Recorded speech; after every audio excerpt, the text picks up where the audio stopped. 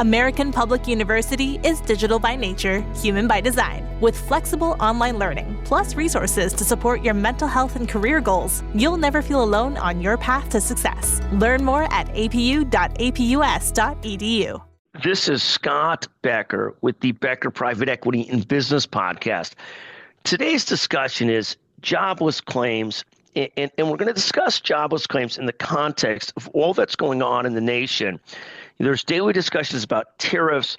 There's big ups and downs in the stock market based on concerns about layoffs around DOGE, around tariffs and what it'll do to the U.S. economy and the global economy, and so forth and so on.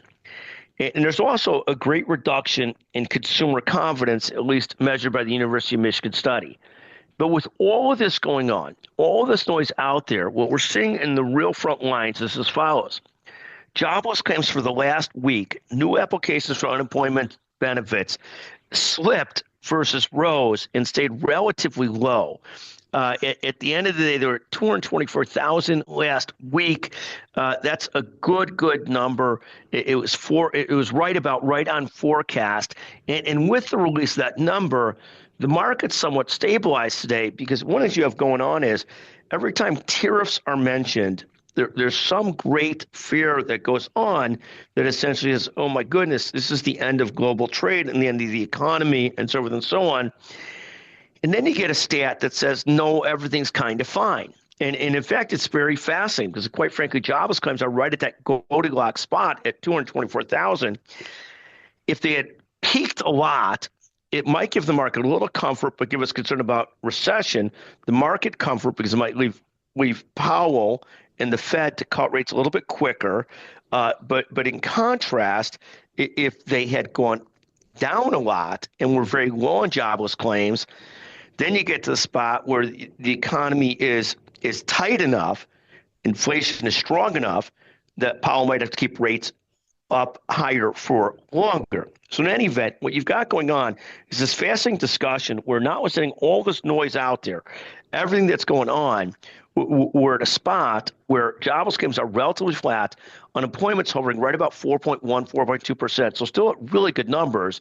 And at the end of the day, we're seeing a slight increase in unemployment numbers around the D.C. area and where some of that's related to government contractors, but not a lot more than that so far.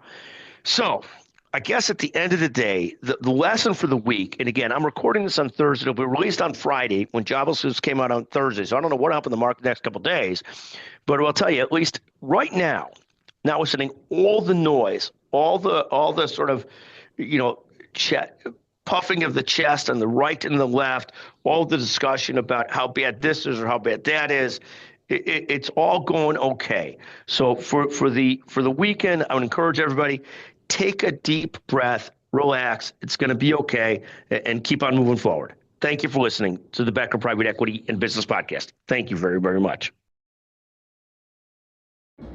Buying a new mattress sounds great. Paying for it? Debatable. Hear us out. At Mattress Warehouse, we offer 0% interest financing over 2, 3, 4, or 5 years. And we guarantee you'll pay the lowest price available, and we'll keep that promise for a full year after purchase. Go ahead and buy that mattress of your dreams. Mattress Warehouse has you covered. So where would you look to find the perfect mattress? In a little mattress store or Mattress Warehouse? Visit mattresswarehouse.com.